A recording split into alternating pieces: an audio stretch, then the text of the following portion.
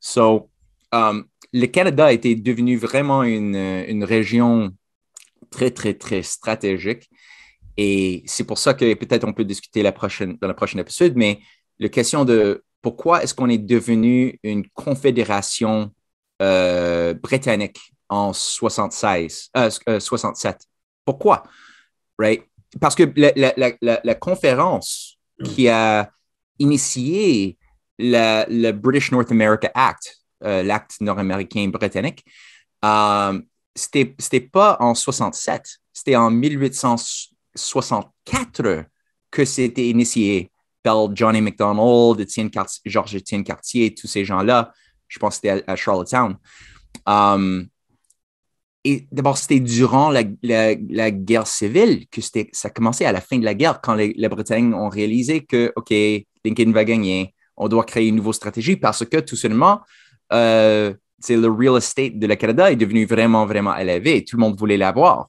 Et l'Empire britannique a perdu beaucoup de pouvoir ils ont expandé beaucoup de leur énergie en essayant d'écraser la Chine avec la Deuxième Guerre d'opium, d'écraser la Russie avec le Crimean Wars, les guerres de Crimée avec la France et l'Empire ottoman. Ça, c'était aussi très, très cher pour l'Empire britannique. Il a dépensé beaucoup d'énergie en écrasant des rébellions en Inde en 1859 et 60. So, tout le monde sur la planète a reconnu finalement que l'Empire britannique est vraiment le diable. Et on doit travailler ensemble pour établir quelque chose de nouveau et de meilleur basé sur la loi naturelle. So, c'était un point de potentiel très élevé. Et comme j'avais dit, tous les gens qui faisaient partie de la diplomatie pour vendre l'Alaska aux Américains sur les deux côtés voulaient avoir cette extension pour connecter le vieux et le nouveau monde ensemble et aussi le chemin de fer transsibérien qui a été commencé en 1890 par des gens autour de le ministre de Finances Sergei Veta ont été ils ont utilisé... ministre des Finances de Russie, right? Donc, de Russie, sorry, oui.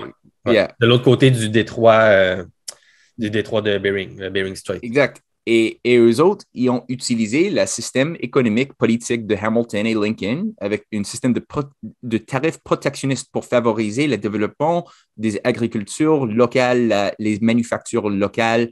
Ils ont introduit des banques de l'État pour financer des projets, pour donner des prêts aux entrepreneurs qui voulaient faire quelque chose d'utile. Et aussi, les chemins de fer eux-mêmes dans la Russie, sur la Transsibérienne, qui est comme 9000 km, c'est assez long, ont été produits en Philadelphie par Baldwin Locomotives. Ça, c'est les chemins de fer, les chars eux-mêmes sur les chemins de fer ont été produits dans Philadelphie. Ça, c'était vraiment un nouveau monde de gagnant-gagnant, un système ouvert basé sur la coopération, la pensée long terme. Ça, c'était en train d'être fondé